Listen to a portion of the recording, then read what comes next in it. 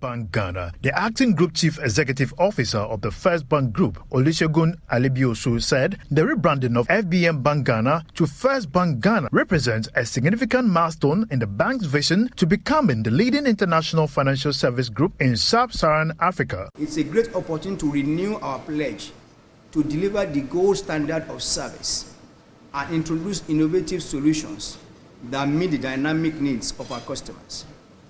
On the strength of that, we reassure all our stakeholders that we are fully committed to the economic growth and development of Ghana and to empowering our customers by providing enhanced products, services, and initiatives that support their diverse needs. The governor of the Bank of Ghana, Dr. Ernest Addison, commented on the central bank's collaboration with First Bank and its role in fostering robust growth in the banking sector. I'm aware that FBN Bank, now First Bank Ghana Limited, suffers from significant brand confusion and mistaken identity with First National Bank Ghana Limited. The Bank of Ghana granted approval for the name change because of these obvious challenges, which created some level of confusion.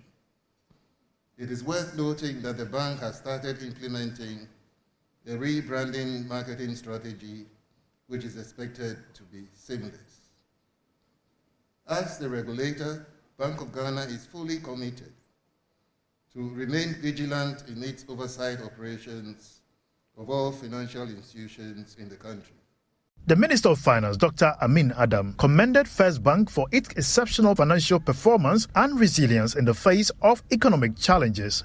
In truth, any institution that ended 2022 with a return on equity of 9.5%, the second highest in the banking sector, with the bank recording 193% increase in net profits and a 30% growth in its asset base.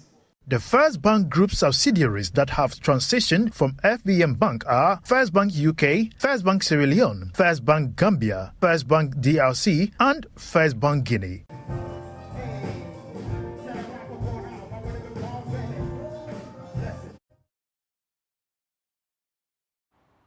Away from banking, more businesses are working to cut down on their workforce and also move out of the country because of the current economic situation.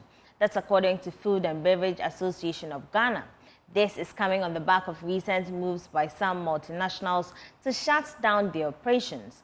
Speaking on PM Express Business Edition, Executive Secretary of the association, Samuel Agri, indicated that the situation is getting worse instead of stabilizing. In fact, the situation is getting there. How bad the situation? Yeah. So if you look at these companies amidst those service providers, you could say Glovo, you could say Jumia, you could say Game, and then other service providers like we have in the supermarket chain, that is Game and Citidia. They left the country earlier on, about 2 years ago. And then other people in that area are also contemplating leaving because of the economic situation that we have. If you look at some of the taxation policies that we have in this country, actually, it's not helping most of these businesses who have rather come in, invest so much, and they expect to make more money so that invest and expand their businesses and employ more. Unfortunately, what we see is that the very investment that they put in place over the years, they've dwindled down. If you look at the way the city has depreciated, and then you look at the depreciation itself of the economy, how investments were losing their money throughout the depreciation of the city at that time. So you look at it whether you're really making the money that you're supposed to make, or you are losing the chunk size of your money. So in order not to lose so much, you look at it whether you have any unmovable properties on the ground that it could be difficult for you to move out, or your service is such that you could easily walk out of the system and then make sure that you don't lose all your money. So if they look at the other areas where profitability is a hallmark, then they decide, okay, then let me look at these areas where I can really move out. But as they are moving out, I see it as an opportunity for.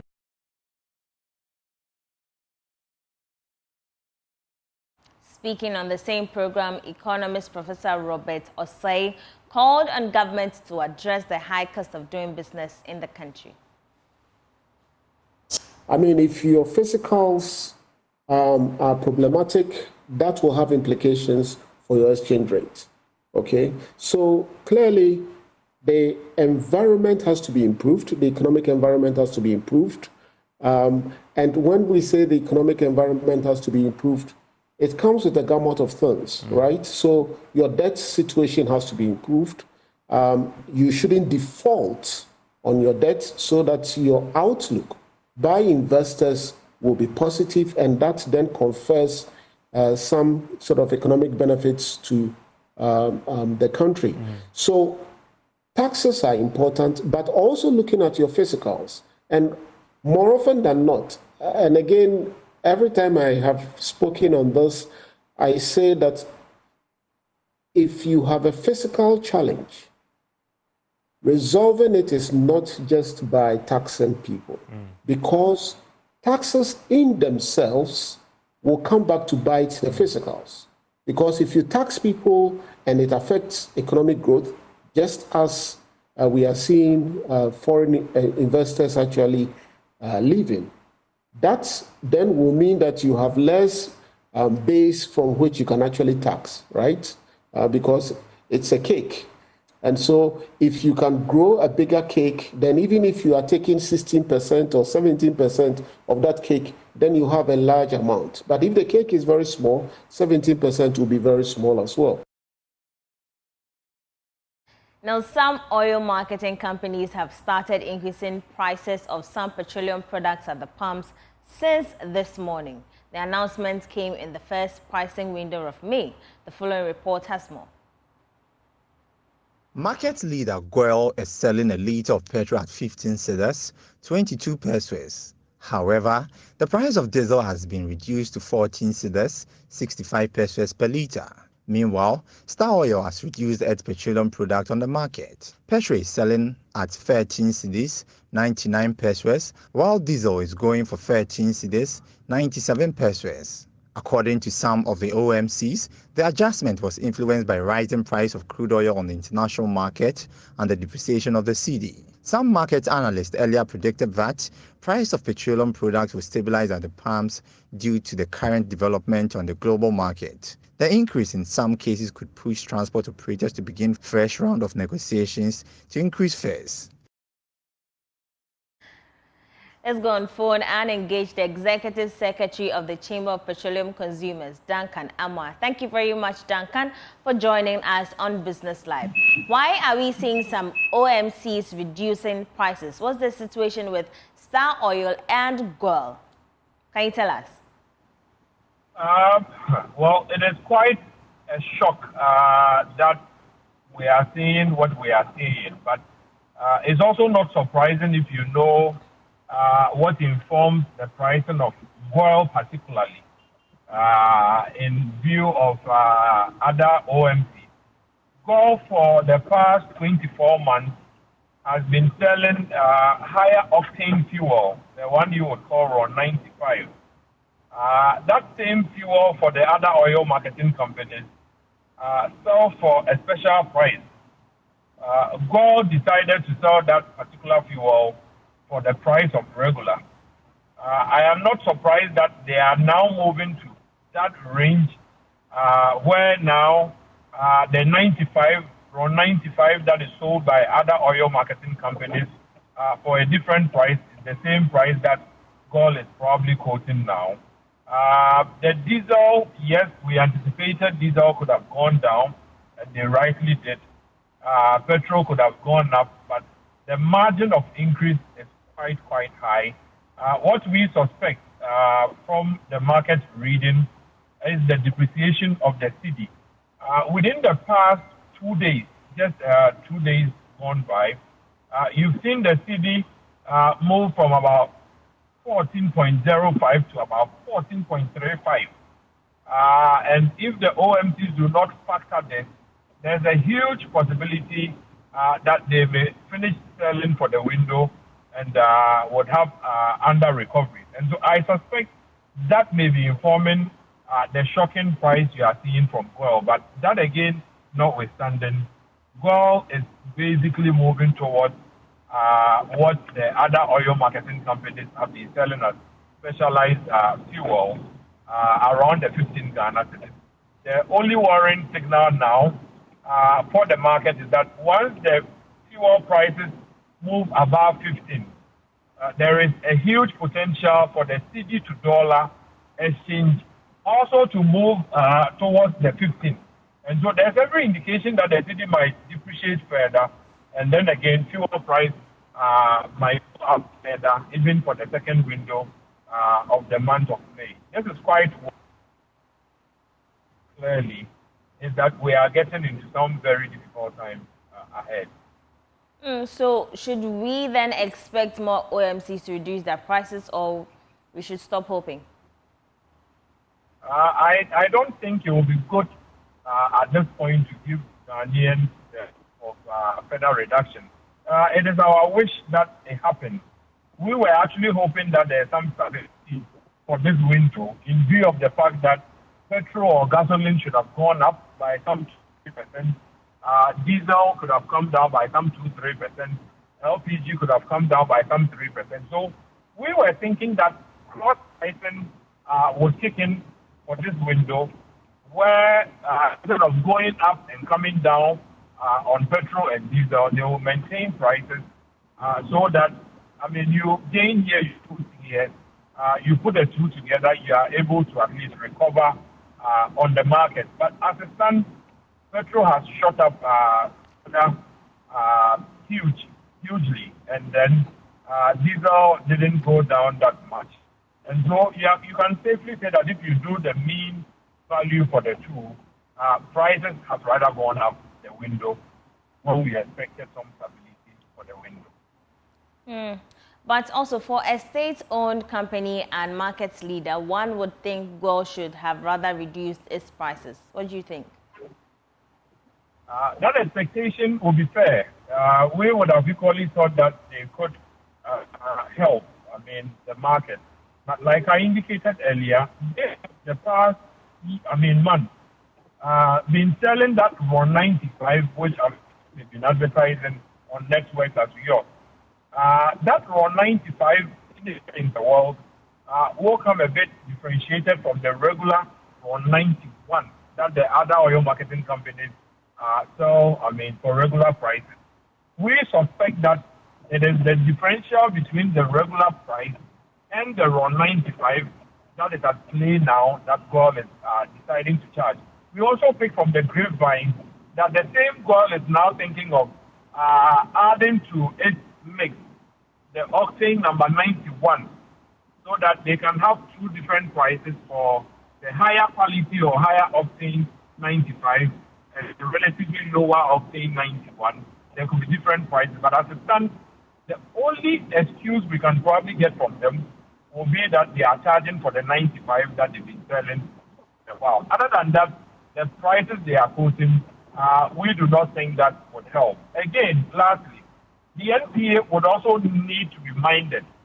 In recent times, they are saying we will publish, the price floor, which means that these are the indicative prices that OMPs cannot go below that threshold. So even if you want the product cheaper, we don't expect you to sell the product cheaper than the prices we are quoting or the floors we are setting. We are telling the MPA that it should go ahead and set the ceiling equally, because if you leave the ceiling, you tell the OMC not to sell to us at a price lower than what you are setting. But they can go higher than anything they want. You are simply leaving the consumer very naked and to a point where we can simply be taken advantage of. So if they are certain floors, we expect that they will start thinking of setting the price ceiling because some of the prices we are seeing on the market are quite too high. Okay, Duncan, in a minute, can you give us an update on LPG, if it has gone up or gone down? LPG prices, for what we think, has been relatively stable, although we had expected them to do about 3% down for this window. Unfortunately, we haven't recorded much as far as the LPG MCs going down. The prices are rather stable with LPG. Thank you very much, Duncan. Right. Thank you very much, Duncan, for making time. You're still watching Business Live with me, Emma Davis. We'll take a quick break. We'll be back with more.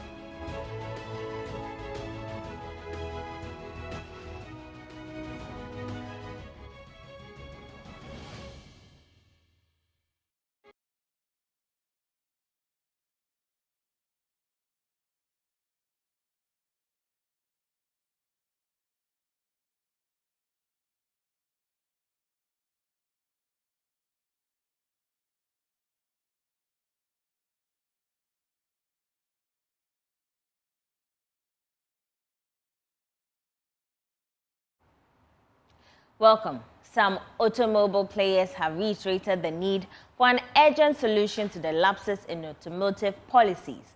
According to Managing Director for VW Group Africa, Martina Bien, regardless of the significant growth, the automobile industry is still in its early stages of development, hence the need to streamline operations. She spoke to Joy Business at the launch of VW's Virtus cars in Accra. The automotive sector in Ghana is largely made up of local and international assemblers, distributors of new vehicles, and retailers of imported used vehicles. As a result, these players want more stakeholder engagement. Yeah, so Ghana in general was one of the first countries moving very fast on like having an automotive policy, which is very crucial for the development of the automotive industry in the countries. And that's also why we invested and why also other OEMs have invested already. We have around $54 million investment already in the country. That leads to a installed capacity of 140,000 cars, which could be built in Ghana on an annual basis with the current investment already. But there's 2 steps in the automotive policy implementation still missing. So it's been all agreed and gazetted, but not implemented. And the most important point is import duty on young used cars, because that's the one directly competing with the new car market. So it's not only about Volkswagen, but it's also about other manufacturers. If we could be more competitive towards the imported used cars, we could strengthen the local base of assembly and even move to further localization, probably also of the first components, so that we can get into more local manufacturing. So that implementation specifically of a duty on this young used cars is very important for us as manufacturers, as assemblers, to move faster. Ghana is seeking to change the dynamic of importing used autos by attracting investment from leading original equipment manufacturers. Traders at the Malamata market are lamenting low patronage of their goods. According to them, the recent hikes in fuel prices has led to an increase in prices of items sold in the market. Today on the Joy Business shopping list, my colleague Jesse Aira Magbapo gauges the prices of some food items.